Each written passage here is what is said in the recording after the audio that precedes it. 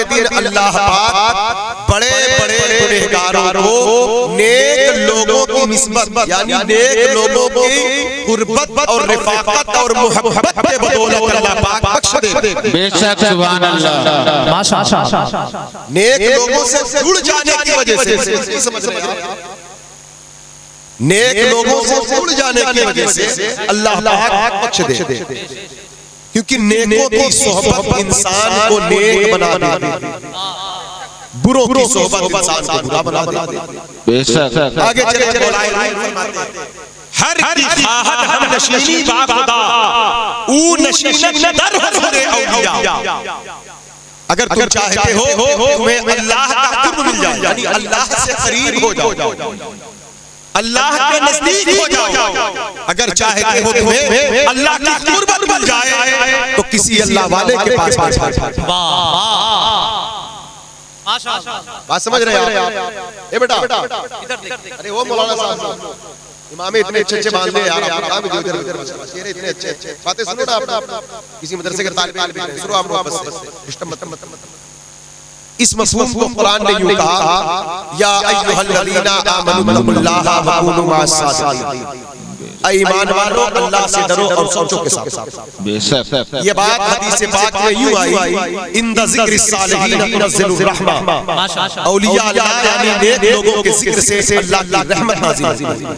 और दूसरी हदीस यूं आई, ज़िक्रुल अंबिया मिनल इबादत व ज़िक्रुस सालिहीन कफ़ारतुन सय्यिआत, लोगों नबियों का जिक्र करो ये अल्लाह की इबादत है, वलियों का जिक्र करो ये तुम्हारे गुनाहों का कफ़ारा है। इन सारे मफ़हूम को आला हज़रत क्यों बयान करते हैं कि तुझसे दर से सक बेशक सुभान अल्लाह, दर में भी है दूर का डर, और इस निशानी के जो सक है नहीं मारे। बहुत अच्छा।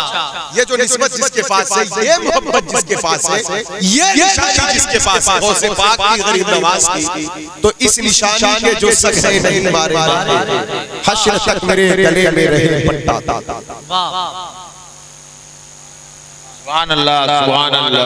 जश्न करीम नवाज में बैठे हैं, करीम नवाज के जश्न जो हिंदुस्तान की रहमत, हिंदुस्तान की बरकत, इस जमीन के नूर को करीम नवाज माशाअल्लाह अताए रसूल है, मेरा तैयार है दारुस्सलाम आजा, वजल्लिया है नई सुबह शाम, जिंदाबाद जिंदाबाद, उसको नजर से गिरा नहीं सकता, करम की तुम करो जिस पे नजर करीम नवाज, नाइबे मुस्तफा करीम नवाज, दिलबरे मुर्तजा करीम नवाज, कोई बतलाए क्या जमाने में है कोई दूसरा गरीब।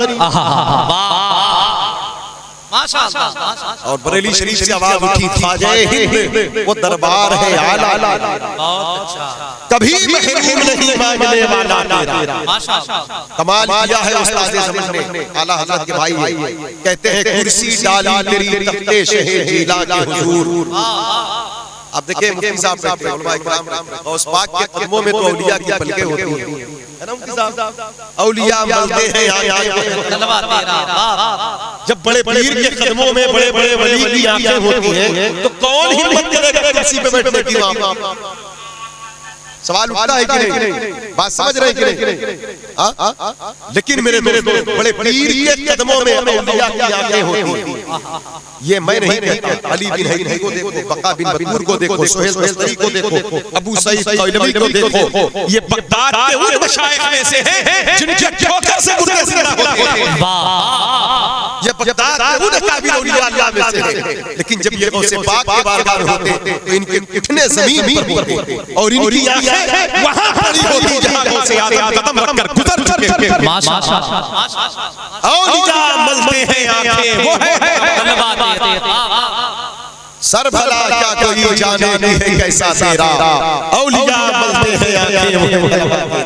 लेकिन मेरे दोस्तों, जिस बड़े पीर की बारगाह में बड़े बड़े औलिया आंख उठाने की जसारत न कर सके, उस गौसे पाक के दरबार में आपके तख्त के मुकाबले में अगर किसी शख्सियत की कुर्सी सजाई जाती है तो वो ख्वाजा हिंद की कुर्सी है, वो गरीब नवाज की कुर्सी है। वाह वाह, कुर्सी डाली तेरी तख्ते शहे जीला के हुजूर, कितना ऊंचा किया ऊंचा किया। अल्लाह का शुक्र है गरीब नवाज के मुल्क में रहे। अल्लाह इस मुल्क की फिजा को आमीन। इस मुल्क की माशी हालात को अल्लाह ताला बेहतर करे। इस मुल्क में अमन और शांति कायम फरमाए। अल्लाह पाक इस जमीन के हालात को खुशगवार फरमाए। इस जमीन के बाशिंदों को अल्लाह तकलीफ से महफूज फरमाए।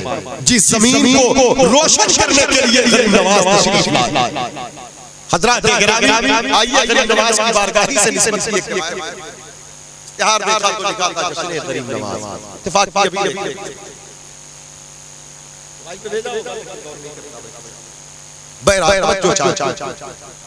उसे मिजाज सरकार गरीब नवाज का दस्तान तशरीफ एक जनाजा तदफीन अमल में लाई। मिट्टी हो जैसे ही मिट्टी हुई तदफीन अमल में लाई।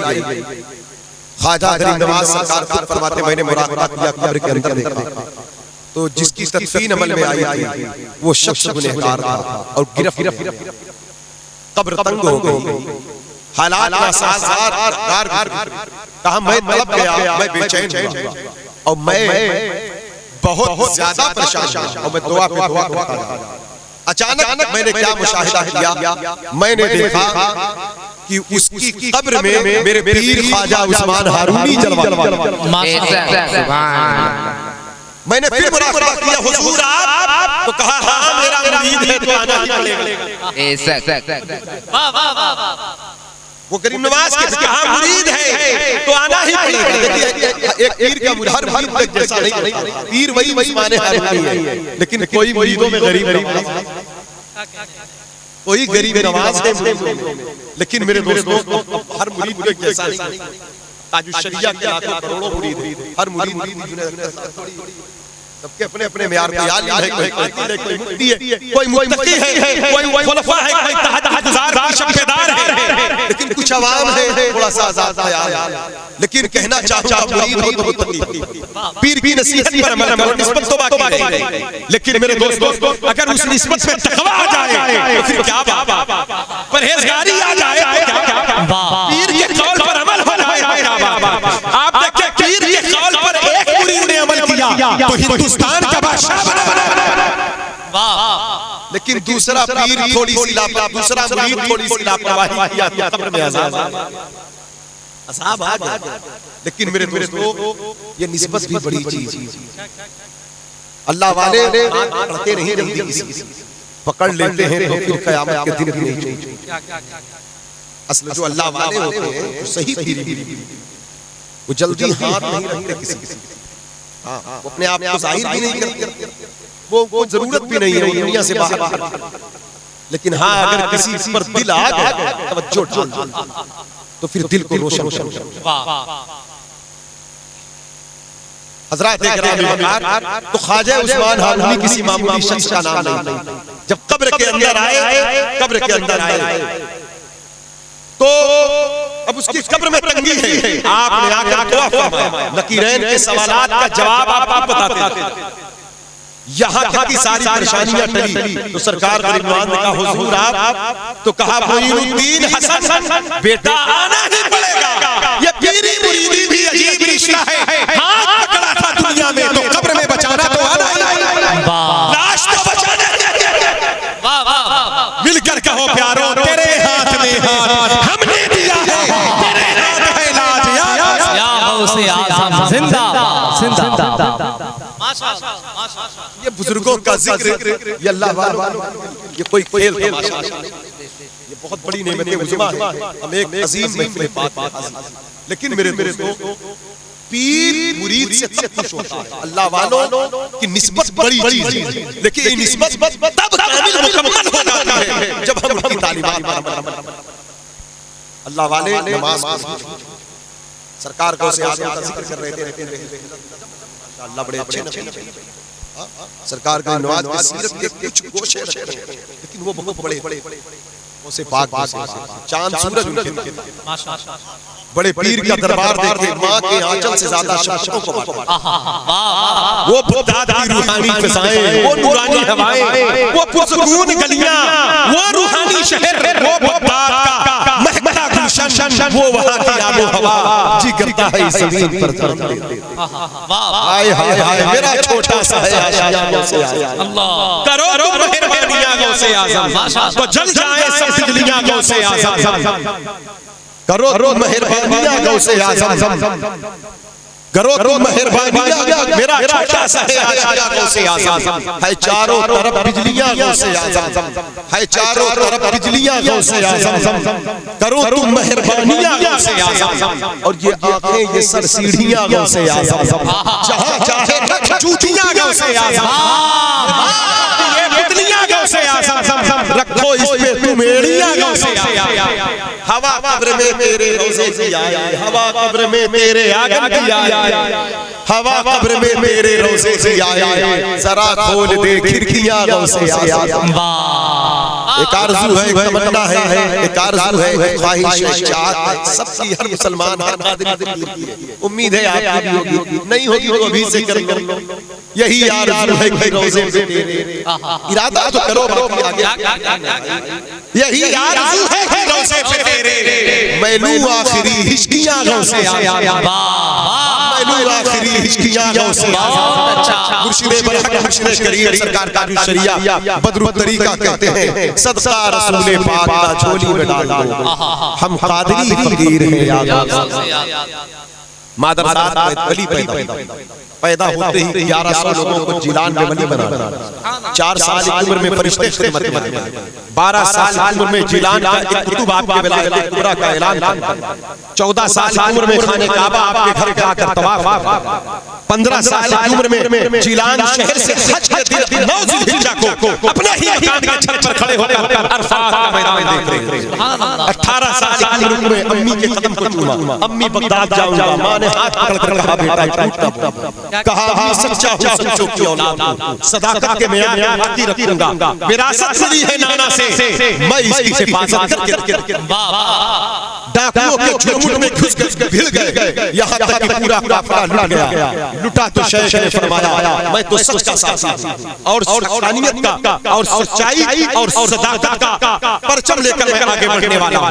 हक की आवाज को बुलंद किया, तायब हो गए डाकू, बगदाद शरीफ जाकर ऐलान किया कि बुजुर्गों की करामात को तलाश करके वाह वाह कहने वालों और उनके तकरीरों को सुन करके खूब खूब कहने वालों, याद रखना शेख अब्दुल कादिर जिलानी उस शख्स का नाम है कि जिसके हाथ पर सबसे पहला जो गिरोह तौबा कर रहा है वो उसकी तकरीर सुनकर नहीं, उसकी करामत देखकर नहीं, उसकी सच्चाई देख करके मां की इताअत।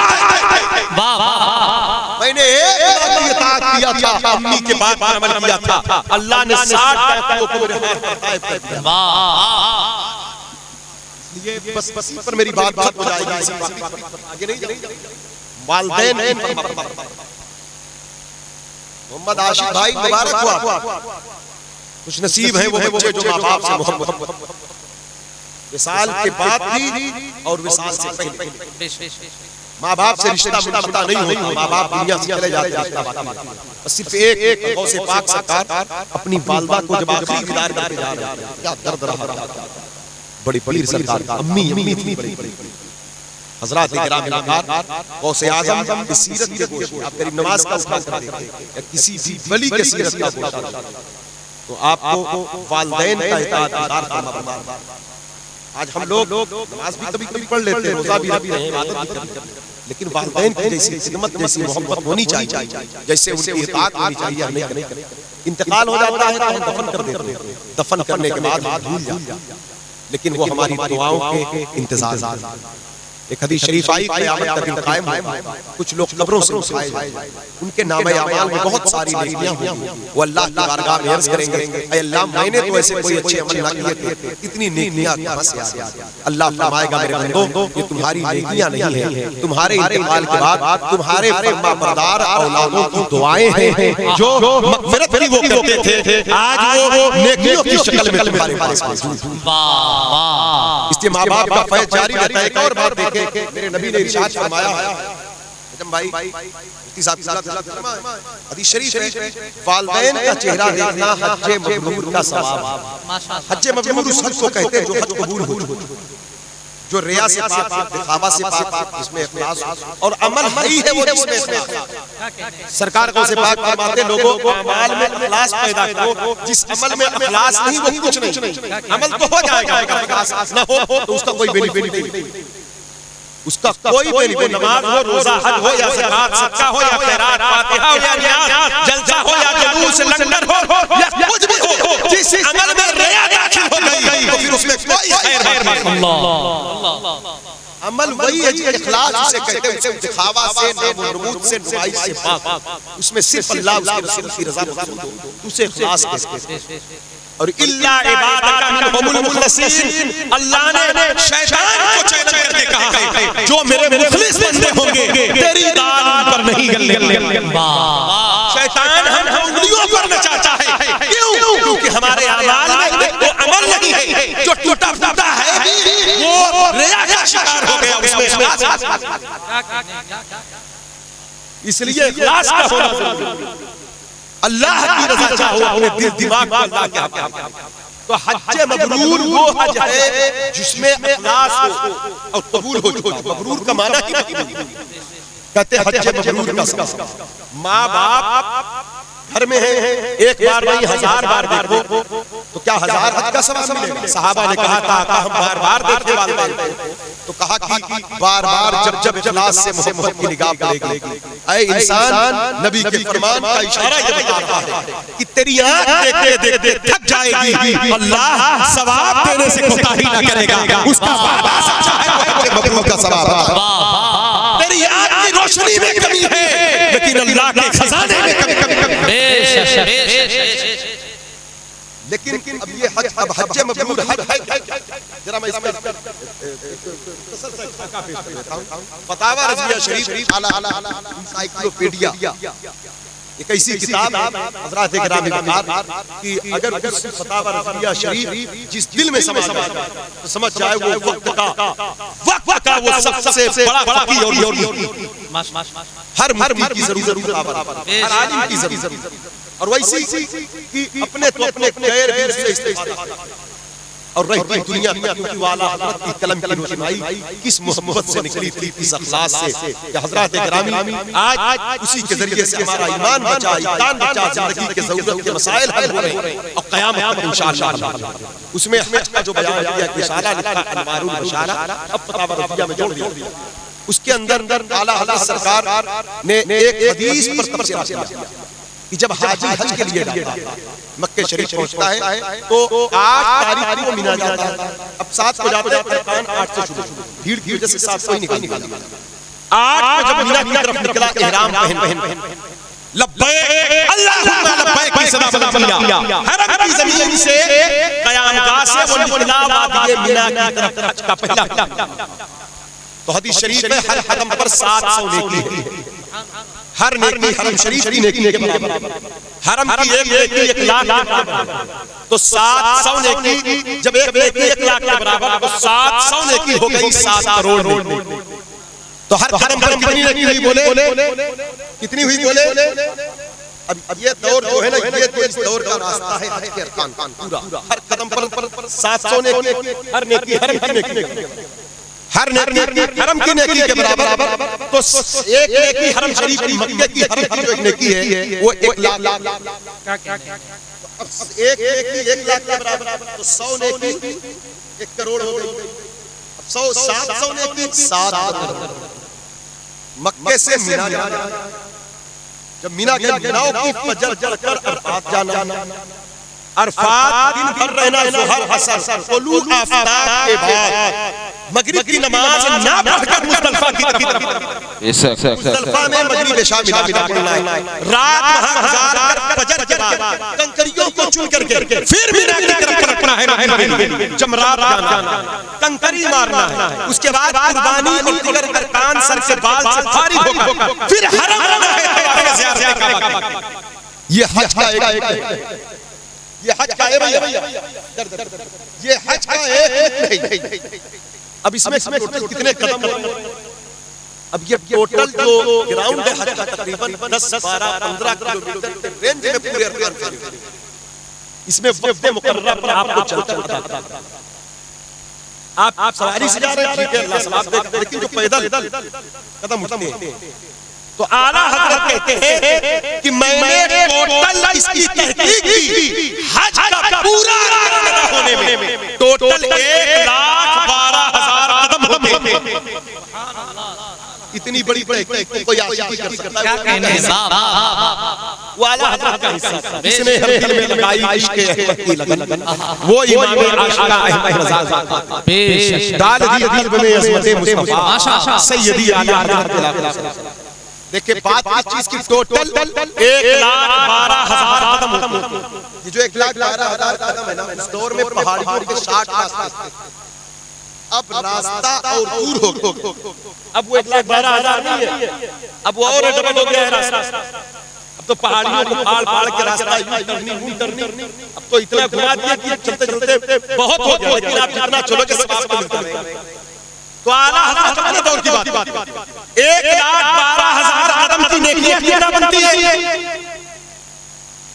ए भैया क्या शोर कर रहे हो, क्यों शोर कर रहे हो? आवाज क्यों नहीं आ रही भाई? 1,00,000 सुने 1,12,000 कदम की नेकियां कितनी बनती है? तो कहा 1,12,000 कदम की नेकियां, जब हर कदम पर 7 करोड़ नेकियां। ये सिर्फ चलने की बात है, जो हज किया, जो अरफात में क़याम किया, जो तवाफ़े ज़ियारत किया, जो कुर्बानी किया, कंकरी मारा, लब्बैक की सदाएं बुलंद की, इहराम पहना, ये उस ज़िक्र उस इबादत की बात नहीं है। इबादत की अदायगी में जितनी नेकियां, जितने कदम उठे हैं, ये उस कदम की बात हो रही है। ये सिर्फ उस कदम की बात हो रही है। जैसे मस्जिद की तरफ कोई जाए तो हर कदम पर 10 नेकी। हदीस शरीफ है, एक रिवायत है, हर कदम पर कोई आदमी वज़ू करके घर से निकला तो हर कदम पर एक नेकी उसके गुनाह मिटा। तो इसको नमाज की नेकी नहीं, ये रास्ते की नेकी। बाकी नमाज की नेकी तो हिसाब है शुमार से बाहर, सजदों की बरकत का अंदाजा कौन कर सकता? तो ये हज की नेकी नहीं, हज के अरकान पे चलने की नेकी। आला हजरत कहते हैं हर कदम पर 7 करोड़ नेकी। तो 1,12,000 कदम की नेकियां बन रही है। 78 खरब 100 अरब का 1 खरब होता, 78 खरब 40 अरब नेकियां एक हाजी को सिर्फ चलने में मिल जाती है। सिर्फ चलने में मिल जाती है, सिर्फ चलने में। मैं आपसे कहना चाहता हूं, एक निगाह माँ बाप के चेहरे पर डाला था तो वहां चलने वाली नेकी की बात नहीं थी, पूरे हज के सवाब की बात किया। माशाअल्लाह, मतलब माँ बाप है कोई बहुत बड़ी चीज, इनका रुतबा है बहुत। दुनिया में किसी के चेहरे को देखने के बाद इतनी बड़ी नेकी को शुमार में नहीं लाया। आलिम का चेहरा देखना इबादत है, काबे की ज़ियारत इबादत है, वो सारी चीजें हैं, लेकिन इतनी बड़ी माँ बाप है क्या? जानते हैं वालिदैन अल्लाह रसूल के बाद औलाद के लिए सबसे ज्यादा काबिल, सबसे ज्यादा काबिल तकरीम, सबसे ज्यादा काबिल इज्जत है, सबसे ज्यादा काबिल खिदमत है। भैया बैठ जाओ, माइक दूर से कैच नहीं कर रहा, मेरी आदत में बहुत बोलने का, लेकिन आप सुनने के लिए बोल रहा हूं, सुन ले। अब सवाल ये उठता है, जब जिसके माँ बाप हयात हैं उनकी खिदमत कर लो। किसके माँ बाप हयात हैं हाथ उठाएं, इंशाअल्लाह अपने वालिदैन के दिल को खुश करेंगे। बोले इंशाअल्लाह उनके कदमों में बैठेंगे, उनको उफ तक नहीं करेंगे, मोहब्बत से उनके चेहरे की ज़ियारत करेंगे, उनकी खिदमत कर करके उनसे दुआएं लेंगे। वालिदैन की खिदमत से बंदा वली बन जाता है। पूछो ना बायज़ीद बुस्तामी से, माँ बाप की खिदमत मामूली चीज है। पूछो ना ख्वाजा उवैस करनी पाक से। लेकिन मैं जिनके वालिदैन इंतकाल कर गए वो क्या करेंगे? सवाल ये जिनके बाहयात हैं वो तो हज मबरूर का सवाब लेंगे इंशाअल्लाह, मोहब्बत से खिदमत करके। अगर माँ बाप नाराज हो तो सुबह जाकर राजी कर लेना, उनको राजी कर लेना, झुक जाना।